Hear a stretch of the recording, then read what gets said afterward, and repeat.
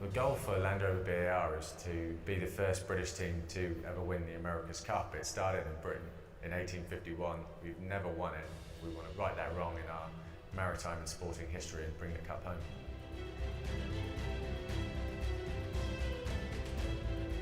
It's as much of a design race, a technological race, as it is a sailing race or a sporting competition. And that's what makes it so fascinating.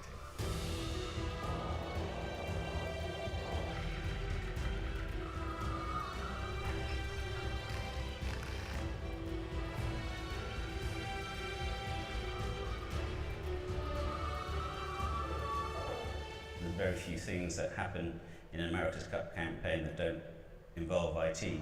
The boat itself is absolutely covered in fibre optic sensors. Every structure in the boat is being monitored at all times to see how far we're pushing it. In mission control, we are able to view data coming off the boat live when the boat's out sailing. Data allows us to make decisions that continually improve how the boat performs and how the sailors perform on the boat. Nobody thanks us when anything goes well in our world. They let you know pretty quickly when things don't go well, and we have to choose kit that's not going to let us down. The EMC environment allows us to manage everything from a single pane of glass, so I can concentrate on the big picture stuff I need to, knowing full well that at any point I can check in and see how things are running and touch wood, everything's green. As a high-performance sporting team, we absolutely have to have a reliable, modern data center, which is secure, fast, replicable, and to really give us the tools to go out and perform as a team. It's a lifelong dream or ambition, the desire, the passion I have, and the whole team has, for the America's Cup. It's a first-generation team. We've come a long way. We still have a lot to achieve, but I'm very confident we have the right team, have the right technology to get the job done.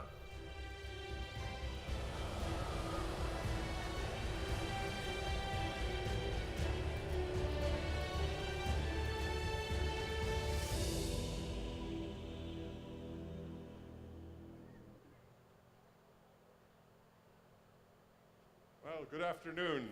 A little bit of excitement to close the day today. How many of you are familiar with Land Rover BAR? And you don't all work for Land Rover BAR, right? Okay. It's delightful to see something exciting like this at the end of the day when you're falling asleep and you've spent all day at the exhibition. I hope you've spent all day at the exhibition. We had some great exhibits out there today. If you missed anything, another chance tomorrow, another chance Thursday. My name is Richard Soley. I'm Executive Director of the Industrial Internet Consortium, in case you missed me this morning. And we're part of the team with Fira de Barcelona putting together this event. And it's my great pleasure to welcome Martin Whitmarsh. Martin is the Chief Executive Officer of Land Rover BAR. And even if you haven't heard of them, you've probably heard of his previous organization, which was the McLaren Formula One group. He likes to go fast, apparently. I like that picture, actually. I'm not sure that's a sailboat when it's not actually in the water, is it, Martin? No, that's the idea, and the challenge for us as we go into America's Cup is these boats will stay dry.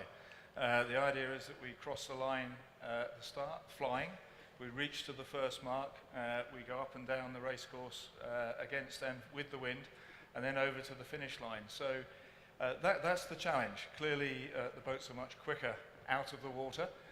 These boats, rather counterintuitively, will be traveling at over 3 times the speed of wind. They'll be moving at about 85 kilometers an hour in Bermuda next year. Where do you hide the jet? Is that actually no jet. So the engine is a wing.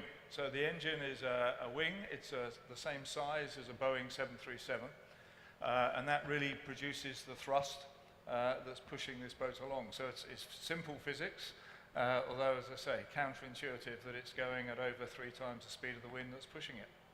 Fantastic. So tell us a little bit, for the people that didn't raise their hand a moment ago, tell us a little bit about the history of Land Rover BAR. Okay, so well, perhaps put it in context. It's strange at a technology fair to talk about maybe the 19th century, but in 1851, Queen Victoria challenged, and the Royal Squadron challenged the world to a sailing contest. A beautiful trophy was made, an iconic trophy, in fact the oldest international sporting trophy in the world, now 165 years old, was commissioned from Garrett's, the Royal Jewellers, the 1,000 Guinea trophy, and this contest was to sail around an island just off the south coast of the UK, the Isle of Wight. In the first contest in 1851, there were 13 British boats, one foreign boat turned up from America, called America, and it basically kicked our butt and took that trophy back to America and But in only successfully defended 150 years, I'm sorry. well, in fact, 165 years, and in 165 years, America has generally retained it. It was won briefly by Australia, Sure. New Zealand, and ironically a landlocked country like Switzerland. But in all that time, this great seafaring nation of Great Britain has never won the America's Cup. So Land Rover BAR was created a couple of years ago as a campaign to really right that wrong. As a team of people that we're committed to bringing the Cup back to Great Britain. In order to do that, as you can see, the world has changed in sailing. Rather unexpectedly, during the course of the last America's Cup, which was held in San Francisco 2013, the boats started to fly, and really that changed. That became, quite a seminal moment for America's Cup. It really changed the world as far as sailing was concerned. Right. And so our challenge now is to really, the best. We're going to have the best sailor, you have the best team, but ordinarily in the history of America's Cup, the quickest boat wins. So fundamentally, we're a technology business that's there to design the quickest race boat in the world. So, okay, you've just started to explain what you're doing in an IoT show. That's a little strange, you have to admit. What's IoT about this? I mean, is there some data analysis? Is there something, what's going on that makes it IoT? Well, inevitably, you're looking for the sort of eureka moments of change, of innovation, but actually, in this sport, as in many technology sports, it's generally about lots of incremental improvements. In order to set about trying to find those, we have to collect data. I think it's been mentioned, we have about 400 different sensors on that boat, which are monitoring performance, strain, stress, the sailors themselves, and we're collecting all of that data. Our analytic processes are also creating data. So, like many organizations, we have the ability to create a heck of a lot of data, but the real trick and the real clever piece is if we can piece that together, we can dissect that information to actually be able to make smart decisions. And that's like any business. So we have a business where effectively we're going to war. We have immovable time frame. We've got to turn up for the first race. We can't slide the program by 3 months. We've got to be there racing, and we've got to throw everything we can at it to be the best technology. And so we're collecting lots of data, and we've got to make decisions. We've got to make decisions with the data we collect at that mission control that's being sent back by telemetry from the boats. Wherever we are with the boats in the world, we can collect it at our technical center. We've got to make decisions about how we develop and improve the boat fundamentally. Then, when we get racing, we need to make decisions day by day based on the meteorological information about sea state, weather. So we've got to put the components, we've got to tune that boat to have it ready for the given conditions. That's a day-by-day decision making. And then in the race itself, we've got to give the tactician on board the boat good tactical information, so second by second making information. So we have these, if you like, 3 time domains. For us, they're all pretty short, so this is week by week, making decisions to improve and develop the boat. Day by day, making sure we've refined it for the given conditions, and then second by second during a race itself, deciding when we're going to tack, jibe, what our competitors are doing. And all that means that we've got to be able to make smart decisions, got to make them quickly, which means we've got to really mine the information, the data that we've got available, and present it to the right people at the right time to let them make the right decision. Well, it sounds like actually not all of the decision making is on the boat as it was 165 years ago. So there's a lot of decision making that's made back at a data center somewhere. And Yeah, that's right. So certainly, we've got what's known as mission control, which I referred to here. All of the data comes back to our technical center. So as live whilst the boat is sailing, we're monitoring, the health and condition of it. Are we about to break something? The performance of it, what the sailors are doing. We want to be able to make smart decisions. Have wearable technology on the sailors so that we're knowing what they're doing. We're concentrating on that man-machine interface. We've got on board 6 sailors. We've got a choreograph. When we're flying, as we are, you will notice that the boats are flying on one hydrofoil. The windward hydrofoil is out of the water. To make a maneuver, we've got to go through all of the things you do on a conventional boat, plus drop a hydrofoil, raise the other one, dance effectively from one to the other, move a crew from one side of the boat to another, and they've all got to do things at the right time. When they arrive at the grinding station, that grinding pedestal, which is where we provide or produce from human efforts the hydraulic power that's controlling all these control systems, we want the wearables to be telling that grinding station who's arrived, whether it's 1 or 2 sailors, set the cadence, set the direction of where we're feeding that energy to various systems on the boat. So all those things are happening. And then, as I say, the helmsman is being guided by a tactician to make tactical decisions during the race, second by second, to make sure we're out racing our competitors. so all of today we've been hearing about transformational changes of various different industries, of healthcare, of manufacturing, of transportation, and so forth. This sounds transformational. Are you seeing it in the competing boats as well? I mean, is it the whole industry transforming? It has to, because I think it's like a lot of industry. We're accelerating. Technology is causing an acceleration. For many years, America's Cup was a fantastic sporting occasion. It happened every 4 or 5 years, and the development pace was order of magnitude or 2 slower than it is today. They're such technical boats, and the information, the data logging, the telemetry, the data that we have is much richer, much more important, and therefore the pace at which we need to, we have to identify what are the key technical differentiators, where, at the end of the day, these are, when we look back on hopefully a successful campaign and we win the America's Cup, what are the things that we've done that have caused us to win? There's a number of hygiene factors. We're up against 5 other great teams, 5 other nations competing for this America's Cup. There are many things that they will do just as well as us, and they won't be the differentiators. The key thing with, we've got a finite amount of resource. We've got about 140 people, which for a technology business, it's quite a small company, and therefore we've got to make sure that we're directing the effort where we get the biggest bang for our buck, the best return. And those are the areas that are going to be the technical differentiators. They're the things that are going to differentiate our boat and its performance, the ability of our crew to extract the performance from that boat from our competitors. So you talk a lot about data analysis. That was implied in almost everything you just said. Yeah. Any big surprises? I mean, is there something that came out of that data analysis that allowed you to change your business in other transformational ways? Well, again, there's the overall development of the boat, but I think one of the things that happened, traditionally America's Cup would have what were known as chase boats. You can see some of them in the background there, and these have been boats that follow around, watching, recording, looking at the data. Firstly, catching people as they fall overboard. and also collect the people that fall overboard. But I think what we noticed here is one, we're getting a lot more data. 2, it's uncomfortable to follow these boats. Sure. If you've got to race around at 80 kilometers an hour to follow a boat and try and work and collect data.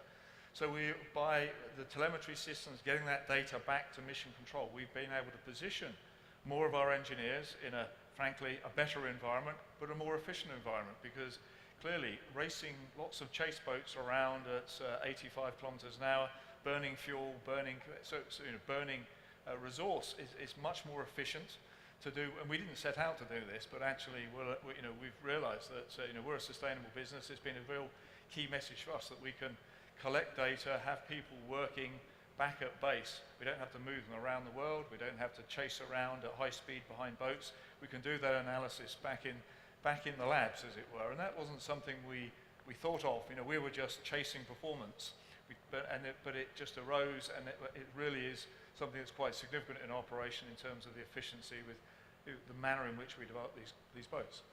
Fantastic. So it's racing plus ameliorating climate change. Yeah. Yeah. Okay. So how does this connect to your background? I mean, there've got to be lessons that you learned in the F1 space that found their way into the boating. Yeah, I mean, I'm new to this. I'm not a sailor, so you know, I'm in a team of I think it's 139 sailors plus me. So it's an interesting environment with lots of enthusiasts. But I was very fortunate. I spent 25 years in Formula One. I joined Formula One back in the end of the 80s, and we were a small Formula One team. You know, in the case of the business I was involved with, we were about 80 people going Formula One racing. But actually, that became a technology arms race, and frankly, with the OEMs the automotive OEMs being involved, we had a lot of money to try and go out there and differentiate ourselves. So, I think what we're seeing now in America's Cup is, we are the Formula One on the sea, and I think we're able to bring across a lot of the lessons learned. I mentioned mission control. McLaren was the first Formula One team to do that. We were racing around the world, and we were taking armies of engineers all over the world to support these very complex and sophisticated racing cars. And we were operating in hot and sticky circumstances of wherever we were, to be able to then realize that, with the speed of light, we can get that data back. We can run our computer simulations back at camp, as it were. Again, a much more efficient way of operating, and progressively McLaren did it first. All of the Formula One teams do that. The whole development of simulation and analysis started at McLaren. That's very much copied across the Formula One teams. And developing analysis tools, as I mentioned, Formula One teams and America's Cup teams, we're always looking for this big eureka moment, this big breakthrough, this big jump. But actually, clearly, there's a set of regulations that bound us to some extent. Sure. And, I think we should always have our eyes open, our heads being squeezed to think about how we can find those eureka moments. But typically, in my experience in Formula One, certainly in the last decade or two, the winning team at the end was the one that found those tiny fractions of percent performance increments and just kept piling them onto the product and finding that performance. And so if you're trying to find fractions of percent of performance improvement, then you've got to develop and hone the analysis systems, the testing systems, all of that data analytics that have a resolution and a fidelity that can find fractions of percent of performance differentiation. And if your systems aren't sufficiently well developed to do that, then you're flying blind. You're hoping, but if you want these small incremental improvements, you really have to have that level of fidelity in the systems. And that's really what Formula One was developing, and it's what we're now developing. So it's, of course, I think it's exciting to think of some of the breakthroughs. And foiling was one of those big breakthrough moments, and we're watching our competitors. They're watching us, and we're seeing, we're trying to be that creative, but actually the creativity that we have is the systems and the process and the analytics to capture performance and then get it bolted onto the boats and keep doing that, help our sailors to be able to do these things. As I mentioned, ultimately, the engineers, we love finding raw performance, but you have to, just as with racing drivers, you've got to convince them that they can brake that late and they can turn in that fast. On these boats, it's the same. They've got to have tremendous conviction.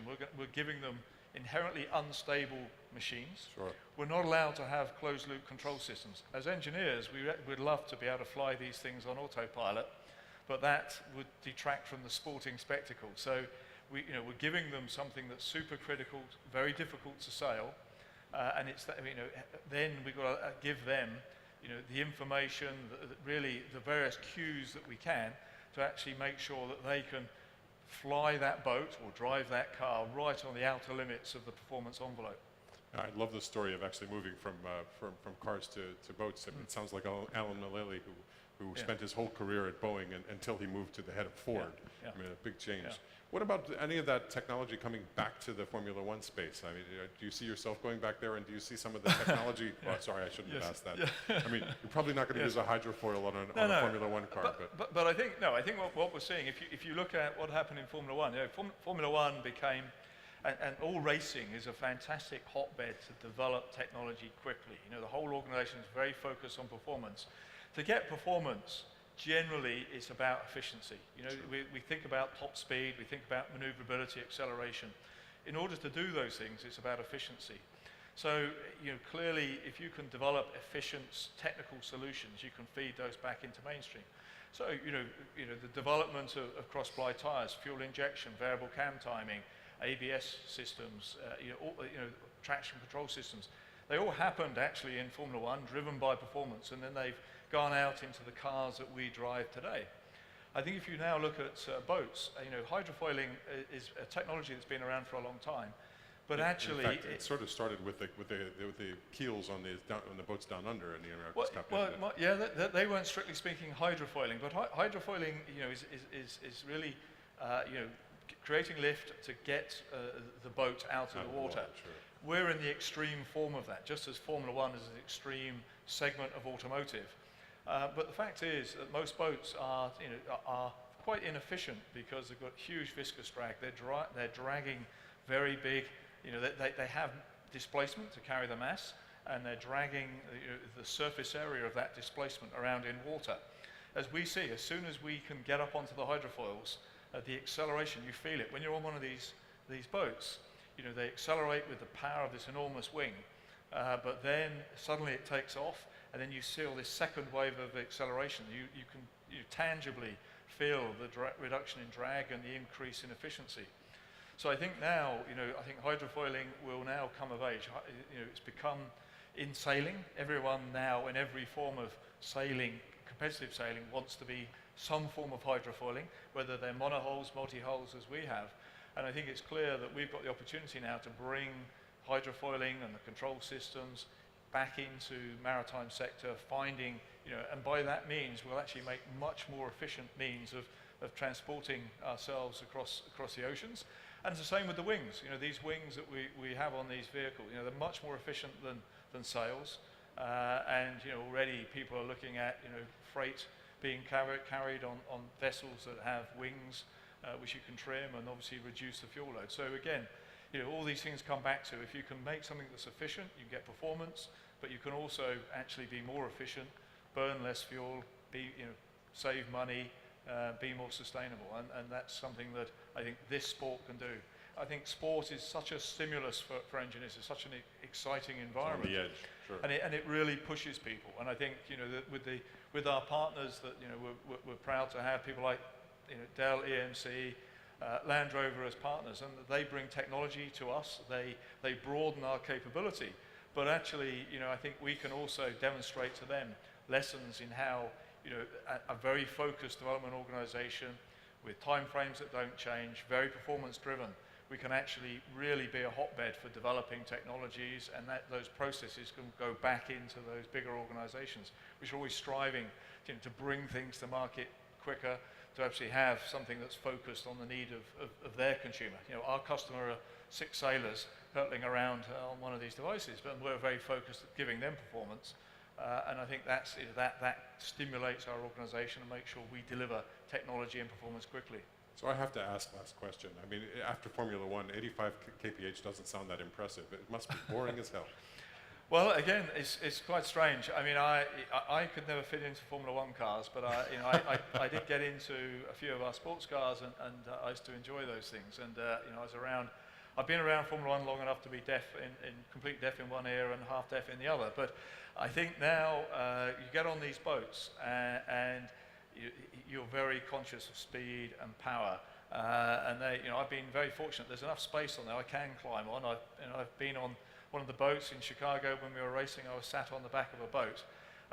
The excitement of these boats, the speed at which they travel, you've got 4 tons of equipment and people hurtling around, flying above the surface, above the surface of the water. Fulfills the need for speed. It feels pretty quick, and certainly, someone as a non-sailor on board, my number one sensation is self-preservation, not making an idiot of yourself, and not falling off the back. That's all 3 of those things are quite challenging when you're on the back of one of these boats. I think those are challenges worth meeting. Thank you, Martin. It's a pleasure. Okay, pleasure. Okay.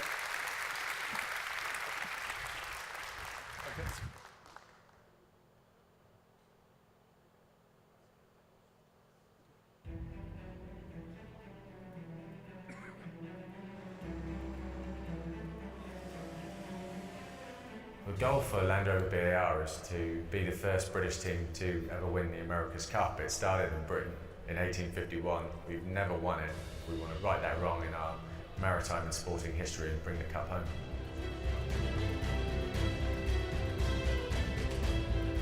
It's as much of a design race, a technological race, as it is a sailing race or a sporting competition. And that's what makes it so fascinating.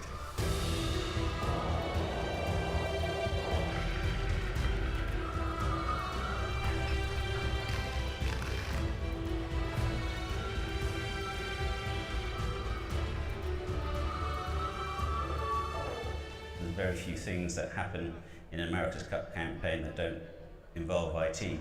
The boat itself is absolutely covered in fibre optic sensors. Every structure in the boat is being monitored at all times to see how far we're pushing it. In mission control, we are able to view data coming off the boat live when the boat's out sailing. Data allows us to make decisions that continually improve how the boat performs and how the sailors perform on the boat. Nobody thanks us when things goes well in our world. They let you know pretty quickly when things don't go well, and we have to choose kit that's not going to let us down. The EMC environment allows us to manage everything from a single pane of glass, so I can concentrate on the big picture stuff I need to, knowing full well that at any point I can check in and see how things are running, and touch wood, everything's green. As a high-performance sporting team, we absolutely have to have a reliable, modern data center, which is secure, fast, replicable, to really give us the tools to go out and perform as a team. It's a lifelong dream or ambition, the desire, the passion I have, and the whole team has, for the America's Cup. It's a first-generation team. We've come a long way. We still have a lot to achieve, but I'm very confident we have the right team, have the right technology to get the job done.